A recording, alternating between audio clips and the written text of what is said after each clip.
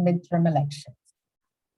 I am pleased to be joined by top public opinion pollsters and political strategists who conducted our research. At AARP, our mission is to make sure that the most important issues facing older adults get the attention and action they deserve. We know that voters 50 plus are the largest voting bloc in Nevada and in the country. They are a crucial voting demographic, consistently showing up at polls and making a key difference in election outcomes. In the 2018 midterm elections, the 50 plus made up 60% of the electorate in our state, and they are poised to make an even larger share this year. Today, we are here to highlight findings of our brand new poll to understand the issues that matter most to Nevada voters 50 plus, how they plan to vote in November, and the influence that they're likely to have in the election cycle. We've enlisted the help of prominent pollsters who will help us dig into our research findings and their implications for the midterm elections. Matt Hogan, partner at Impact Research, has worked for the Democratic nominee for the past 4 US presidential elections, polling in both the primary and general elections for President Joe Biden, as well as for President Obama in his 2012 re-election campaign. In addition to his work for at the presidential level, Matt has polled for candidates at levels of government from mayor to US Senate. Bob Ward is a partner at Fabrizio Ward, along with Tony Fabrizio. Bob and Tony are seasoned campaign pollsters, have worked together going back to the Dole presidential campaign of 1995-96. They bring the right of center polling expertise to AARP's research. Tony was a pollster for President Donald Trump for both 2016 and 2020. Thank you for being here today. Just a few housekeeping rules before we get started. This event is being recorded and we'll share the link later today. We will be muting the room while speakers are presenting, and we'll have time for Q&A at the end. And you can also add questions in the chat along the way. And with that, let's dive in. Matt and Bob, tell us about the findings from this important poll. Bob, let's start with you. Thank you, Maria. I'm just going to share my screen. I have some slides which are available through the AARP website. I think there's a link in the chat. Let me just share this.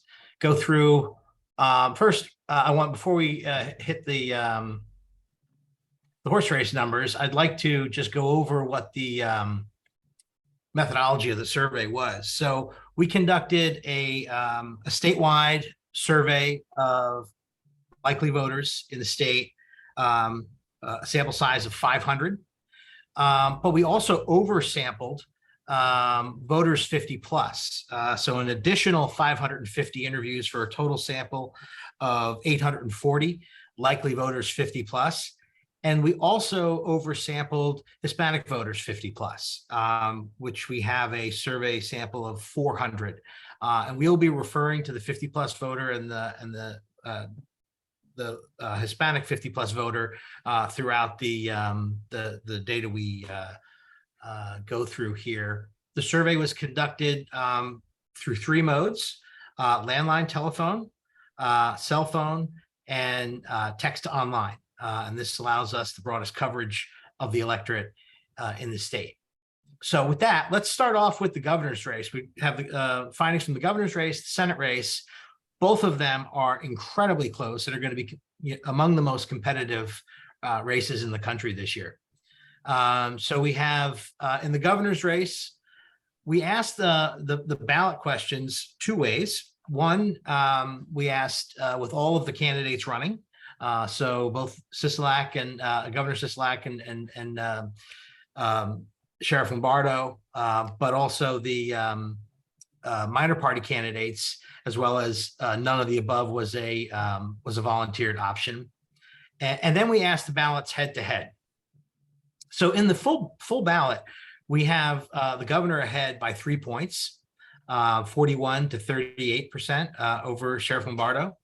And we have about 10% of the voters picking someone else or none of the above, and 10% of the voters undecided. When we ask that question head to head, we actually have a 2-point lead for Lombardo. And so what happens here in the middle of these third-party candidates and undecided voters really have potentially an important impact on how this race frames out.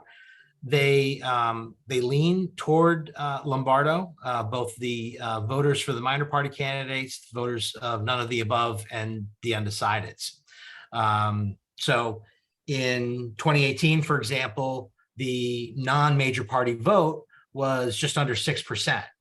Here we have it at 10%. If it gets down to that low, you can see these numbers moving around. But more importantly than that, I think we have to look at the voters 50 plus. Here we have almost a dead even race. Voters 50 plus are going to be the majority of the voting electorate this year. And they are also highly motivated to vote, more motivated than voters under 50. We'll get to that data in just a minute. But here you can see in the full ballot, Lombardo actually has a 1-point lead among voters 50 plus and a 7-point lead in the head to head. We have among partisan subgroups, we see that independents are giving a Lombardo a 2-point edge in the full ballot. But where Lombardo is softer is among his Republican base, winning 74% of Republicans compared to Governor Sisolak's 80% of Democrats. There's an enormous gender gap, 24 points. There's an enormous education gap of similar size among Hispanic voters. The governor is ahead by 14 points and ahead by 10 points in the head-to-head. And among Hispanics 50 plus, that lead is a little bit tighter, but the governor is ahead in both. So I will pause there and let my colleague Matt chime in on what's going on in the governor's race. Yeah, I would just add that, as we'll see, this is a tough environment overall. For Democrats, Republicans have a 4-point lead on the generic congressional ballot, and most voters believe that the state and country are headed in the wrong direction. So despite that, the fact that the governor is leading by 3 points in the vote, to me is pretty encouraging for him. And where we see, I think, the big difference in terms of his overperformance relative to the generic ballot is relative strength among independents and Latinos. He's outperforming the generic ballot among independents by a 13-point margin, doing twice as well as the generic ballot among Hispanic voters, and also outperforming them among those critical voters 50 plus. So all in all, I think pretty encouraging results for the governor to be leading in the multi-candidate vote despite a tough political environment. Okay, so let's take a look at the Senate race. Here we also have very close race. And again, same thing. We asked the ballot with the minor party candidates, none of the above. And there you see that Senator Cortez Masto has a 4-point lead over Adam Laxalt, 44-40. If it were a head-to-head race, Cortez Masto has a 1-point lead. So again, what happens on those third-party and none votes, as well as the undecideds, they do lean more towards Laxalt. So how that ends up, how many vote in the not for Republican or a Democrat will have a strong impact on how this very close race turns out. Among voters 50 plus, again, dead even. The Senate race is 44-44. And, voters 50 plus, again, a huge chunk of the electorate, probably over 60% of the electorate in this election will be the deciders. Independents, you can see that Cortez Masto is doing slightly better than Governor Sisolak among independents. The race is tied, whereas Sisolak had a 2-point deficit. there's again an enormous gender gap, even wider. This is 26-point gender gap and a significant 26-point education gap between college, those college educated and higher, overwhelmingly voting for Senator Cortez Masto. The majority of Nevada voters who have less than a 4-year college degree are voting for Adam Laxalt by 6 points. Matt, any comments on this one? Yeah, I mean, similar story, just in terms of Senator Cortez Masto outperforming a tough environment and the generic ballot, again, driven primarily by independents. She's outperforming the generic ballot by 15 points with them, also outperforming it among Latinos and voters 50 plus.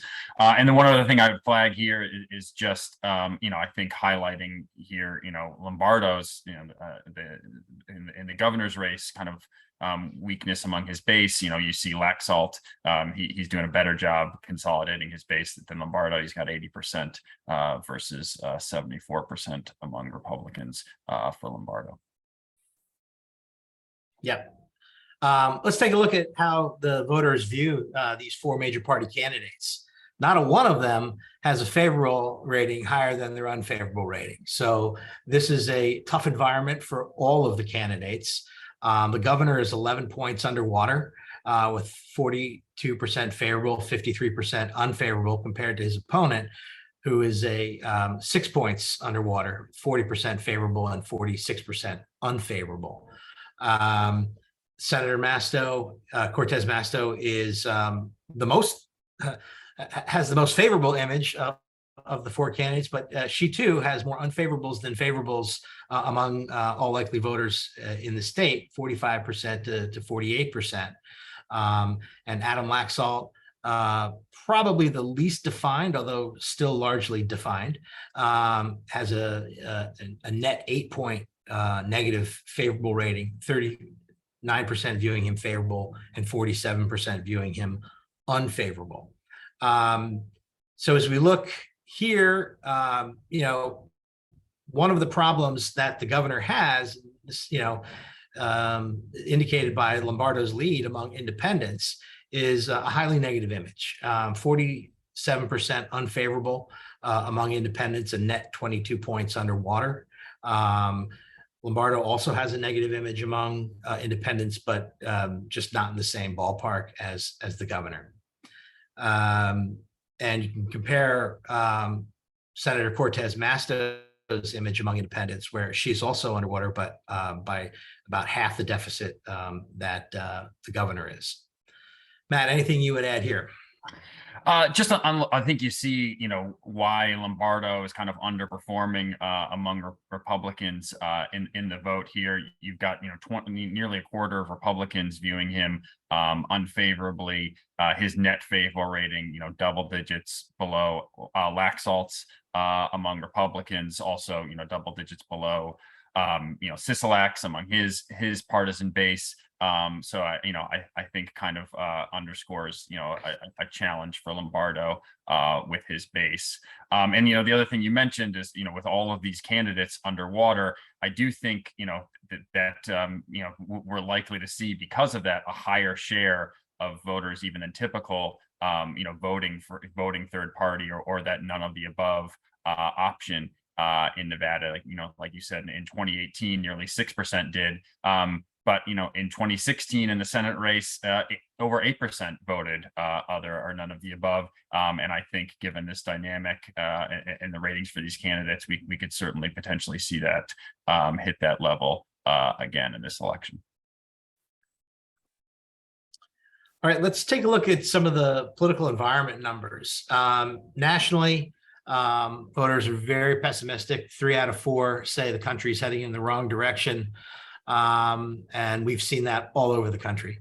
In the state, you also have 62% saying that the state is heading in the wrong direction. And that obviously is a stiff headwind for the governor. The mood of the state is a measure that is often tied and is seen to be tied to the governor here. Some questions about the financial situation and economic worry of voters. How worried are you about your first personal financial situation?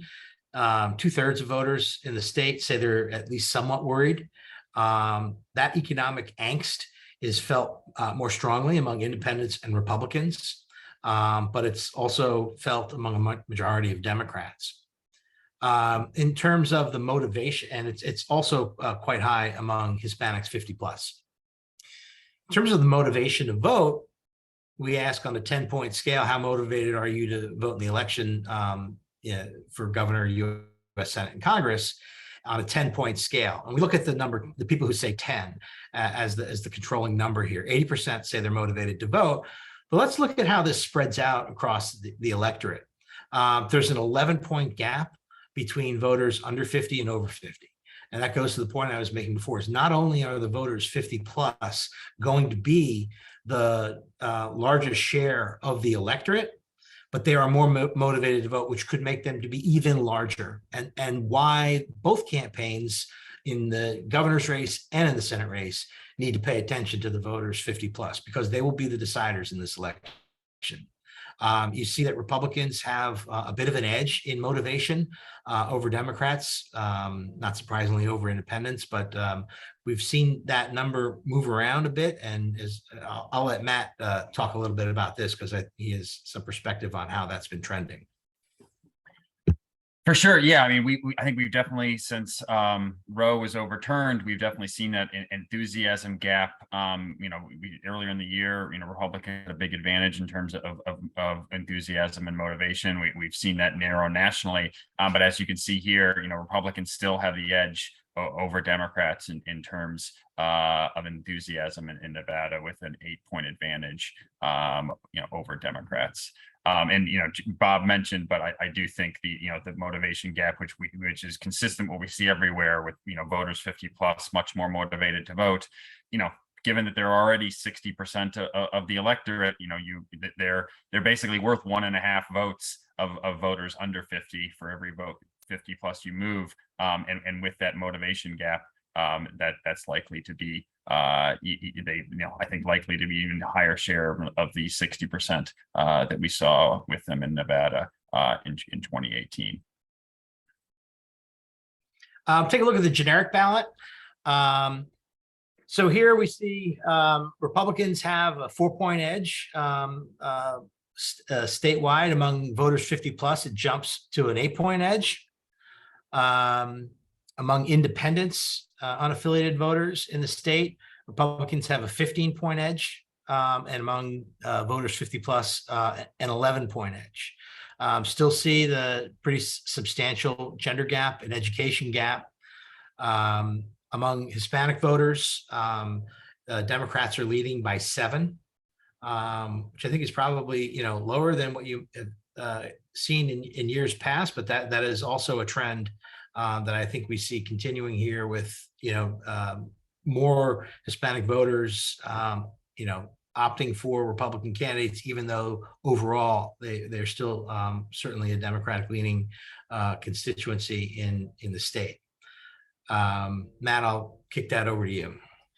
Yeah, to me, that Latino vote number is really the story here, and like you said, I mean, this is not a Nevada specific trend. This is something we're seeing nationally. But looking at the trend in Nevada, Democrats won, 32, won the Latino vote by a 32-point margin in Nevada in 2018.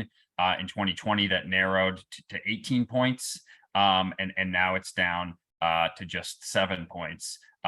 Whereas the white number, you compare that to 2018, basically steady. And again, that this is very similar trend that we've seen nationwide of Democrats erosion, really driven predominantly by voters of color, particularly Latino voters, and we see that here as well. So I want you to look at this. Republicans are getting 48% on the generic ballot. As we flip the slide to look at the approval ratings, one of the things that we see, so the president has a job approval that is also underwater by 18 points, fairly substantially.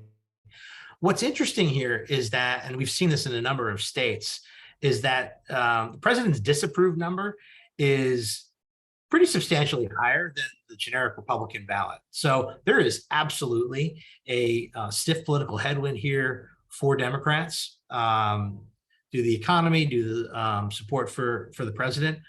But it could be worse in that it's not completely translating into an overwhelming Republican lead. You got a 50%, 58% disapproval rating, and a generic ballot of 48% among Republicans. Just want to point that out. Among independents, the president's approval rating is awful, 64% disapprove.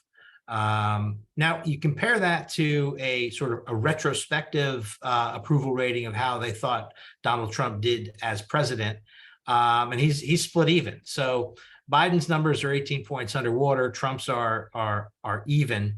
A 2-point edge among independents here. Just I think spells one. Nevada is a completely up for grabs state. But two, that the current position of Joe Biden is not great. If we look at the governor, his job approval is 8 points underwater. 50 majority of voters disapprove of the job he's doing right now. It's a 14-point gap, negative gap among independents. And Senator Cortez Masto also is underwater by 5 points. The 45-50 job approval. Matt, anything to add here? I would just, the number that jumped out to me here really is the Senator Cortez Masto's kind of strong standing with Hispanics 50 plus. Those are a bit more Republican leaning overall than Hispanics in the state overall. Yet she's doing significantly better with them than Latinos overall, and better than any other candidate that we polled on with these voters. So that they are a real important constituency for her. So we've talked about the importance of the 50 plus voter, and so the rest of the data we're going to go through here is among voters 50 plus. These voters will play an outsized role in the importance of deciding this election, whether it's for governor or Senate. And so now we want to focus in on how do you get to them? How do you how are you going to win their vote? So we'll start with a most important issue question at the federal level. We have a similar question that we'll review next for state issues, but this one is sort of nationally, and how important, which is the most important issue in deciding your vote for Senate. And what we see here, that economic issues are important. We've got inflation at the top of the list, but there's a lot of issues that are in similar range of importance. Top two are economic. If we add jobs in the economy to that, we've got 35% of voters picking economic focused issues, but you also have a significant number of voters 50 plus saying Social Security and Medicare are going to be a top issue.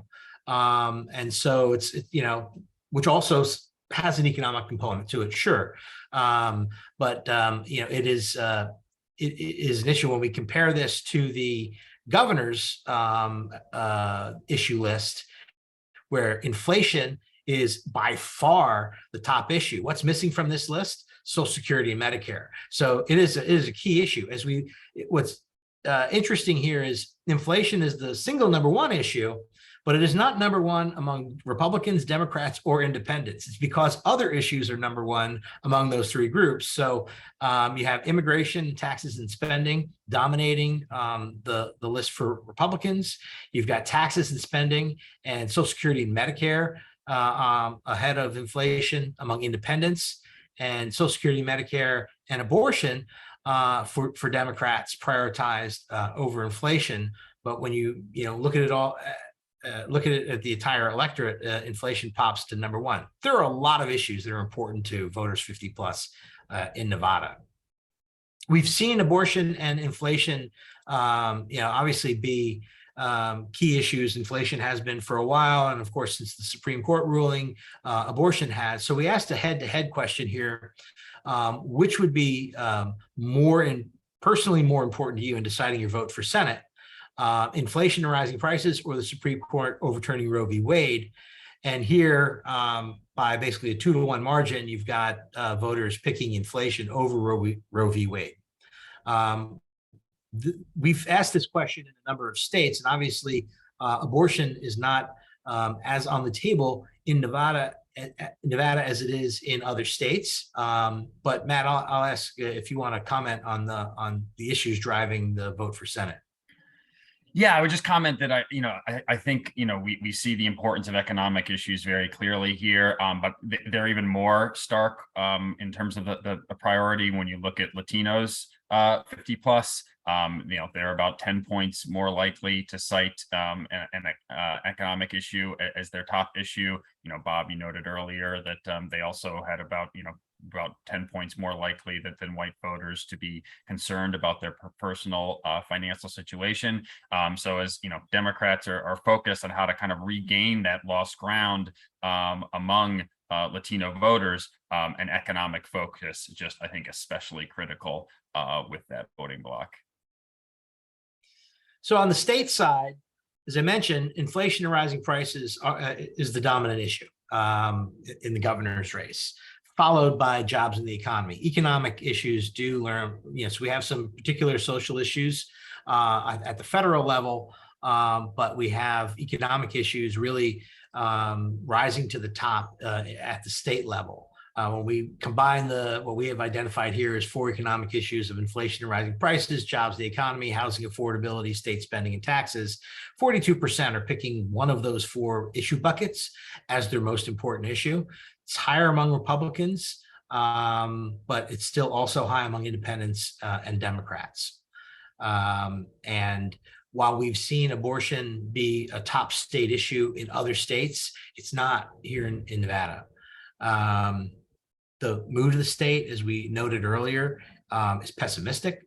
Among 50 plus voters, 61% say the state's heading in the wrong direction, and 62% of independents 50 plus say the state's heading in the wrong direction, and even a quarter of Democrats 50 plus. So there is a sour mood in the state, and it's that rests heavily. It's one of those headwinds that are on the governor's shoulders. In terms of inflation, what are people concerned about? Earlier this year, we couldn't see an issue that even came close to gasoline prices. That's not the case anymore. Gasoline here is now the second biggest inflation concern. Food is the #1 issue. And healthcare and prescription drug prices are the third issue, and housing is also a major issue. So there's a lot of issues related to inflation and costs that people are concerned about. Matt, anything to add here?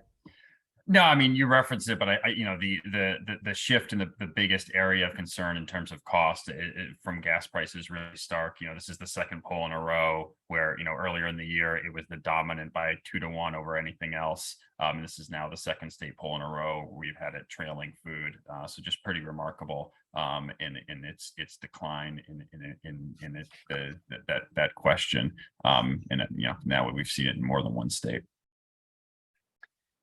Turning the focus to the issues at the federal level, how important the issues we've been talking about in the previous 2 slides were, what is the single most important issue?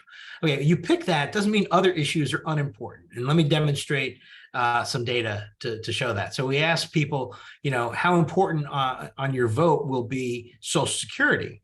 Well, it is enormously important. It may not be the #1 issue among everybody, but it is an important issue among almost everybody, including Democrats, Republicans, and independents, saying that this issue of Social Security is either extremely or very important to their vote. Medicare is in the same league, as is the importance of the cost of prescription drugs. You want to win 50 plus voters, these are issues that are extremely important. And so would you be more likely or less likely to vote for a candidate who supports protecting Medicare from cuts? 90% would be more likely to vote for that candidate for Senate. 64% would be much more likely.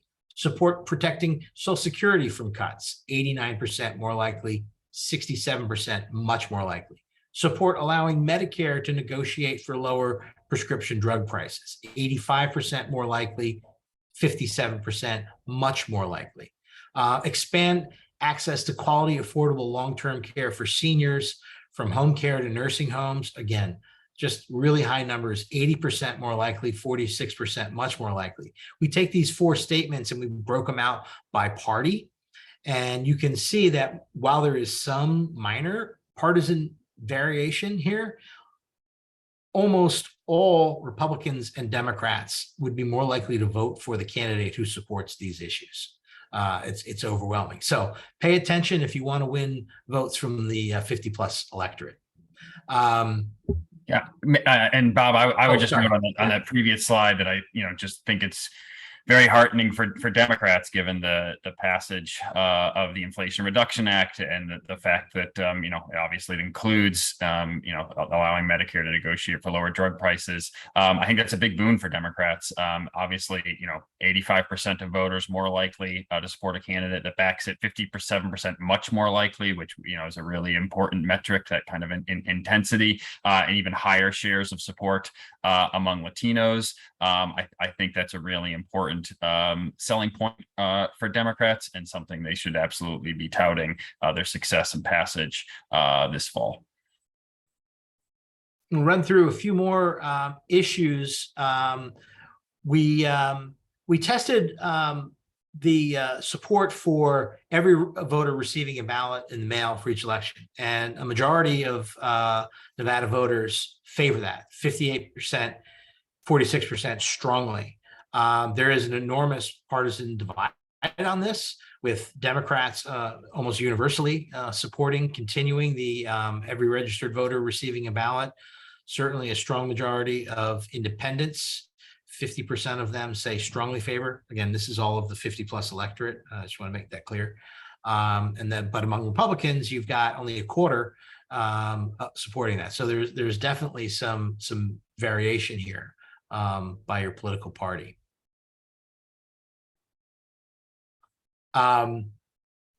Nevada has a nursing shortage. So one policy proposal we tested was, to be more likely or less likely to support a candidate for governor that supports fixing the nursing shortage by allowing nurses licensed in other states to come to work in Nevada without having to obtain a new license. 63% would be more likely to vote for a candidate for governor who supported this position. And a majority of Republicans, independents, and Democrats hold that. So candidates for governor, take note. Yeah, not too often you see a proposal that's supported by a majority of, across party lines. So this is certainly a popular one. Yep. And let's see, we're running out of time, and I want to make room for questions. I wanted to show another issue that, it isn't a policy proposal, but it is a concern among voters 50 plus. How concerned are you about the issue of fraud through robocalls, phishing emails, and other scams that can negatively impact you and your family? If you're a candidate for governor, I would recommend talking about this and coming up with some creative policies on how to address this, because 88% of voters 50 plus are concerned about this. 58% are very concerned. And it doesn't matter what party you're from. This is an issue that bothers older voters. And if candidates aren't talking about it, you're missing out on a big issue.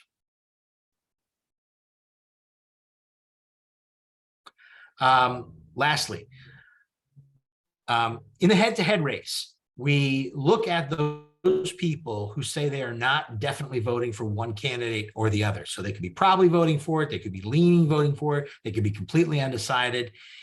In Nevada, 22% of voters fall into this persuadable category in the governor's race, right? And so on the full ballot, some of these people are voting for third-party candidates, some of them are saying no, but they're in play. And who are they? They're much more likely to be unaffiliated voters. They're less likely to be Democratic voters. They're more likely to be moderates. They're less likely to be conservative or liberal. They are the center. They are the center of the state, and they are right here up for grabs for voters. And again, these are voters 50 plus. Their top issue is are economic. Inflation is the dominant issue. Food is super important, followed by gasoline, and they are pessimistic. In the Senate race, we do the same thing. 19% fall into that category of not definitely voting for one candidate or the other. They're either probably voting for, leaning, or undecided. Again, they are also more likely to be unaffiliated voters, less likely to be Democratic. They are more likely to be moderate and less likely to be conservative or liberal as compared to all voters 50 plus. They are extremely negative of the direction of the country and of the state. And they are more worried about finances than the 50 plus voter overall, 78% compared to 64%. And they are extremely high on these issues that we referred to earlier about protecting Medicare, Social Security, allowing prescription drug price negotiation, and expanding access to long-term care. Talk about these issues. You're going to be communicating the issues that are very important, not just to the 50 plus electorate, but those specific voters who are in play. So why don't we, I don't know, Matt, if you have anything else to add there. Otherwise, I was going to say we can kick it open to questions. Let's open it up for questions.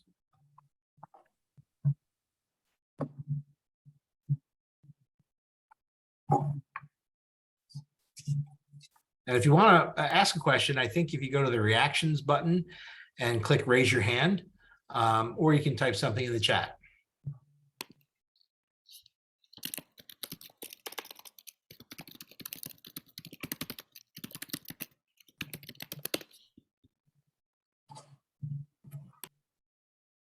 Okay, so we have someone has their hand Go up. ahead, Noah Bierman, if you want to ask your question. Noah's with the LA Times.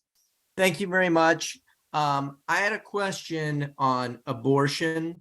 I noticed that when you asked the top issues, it was for the 50 plus. Do you have any sense of what younger voters said on abortion?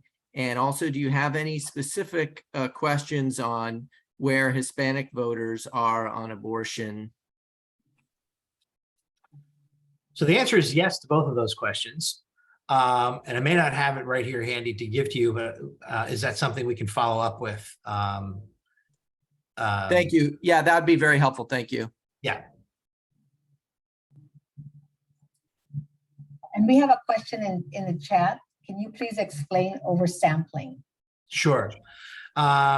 So if we think about this survey as a foundation, we've conducted a 500 sample survey of all likely voters 18 plus in the state. Okay. What we do is then we oversample. So we have that representative 500 sample, but we want more 50 plus voters so we can drill down into them and look at them through various subgroups. And so we have a sample that adds to that. So we take those and we add it to the 50 plus voters we have in that 500 sample. Okay, we weight those down so that all the interviews that we've conducted are in the data we're reporting, but we weight those 50 plus voters in the oversample so that they're compacted into proportion in the statewide sample. The Hispanic 50 plus oversample is the exact same thing. Obviously, in the main sample, we have a lot of interviews from Hispanic voters 50 plus in their proportion. But when we conduct the oversample, we have now 400 interviews to look at, so we can look at them by various subgroups within the Hispanic 50 plus voter segment, but we weight those down into the sample as well. So there's a lot of math that goes along with that, but that is sort of the top line explanation of how the oversamples work. Thank you. I have another question. Did you poll questions on public safety? Since Lombardo is the law enforcement guy, was that something that was polled? Let me just get to that page. So on the issue questions for the state, pull that back up.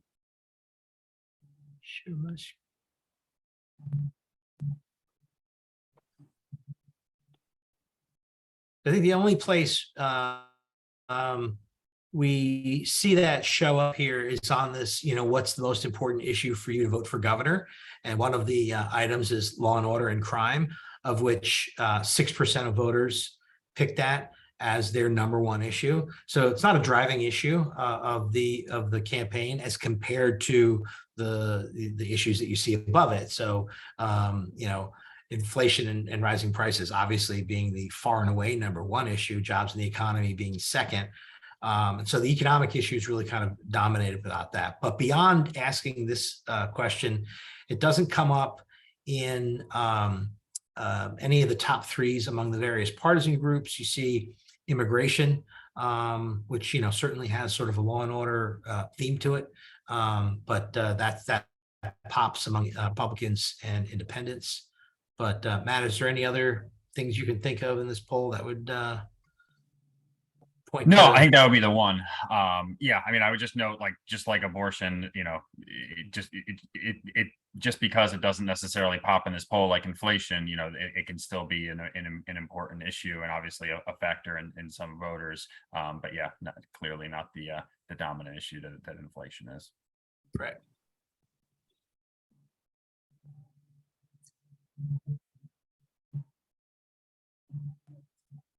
I don't see any other questions. So at this time, I'd like to thank you, Bob and Matt, and that's a wrap for our event.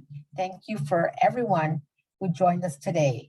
You can also feel free to contact Erin Neff or Colby Nelson if you have any follow-up questions. Thank you. Thanks all. Thank you.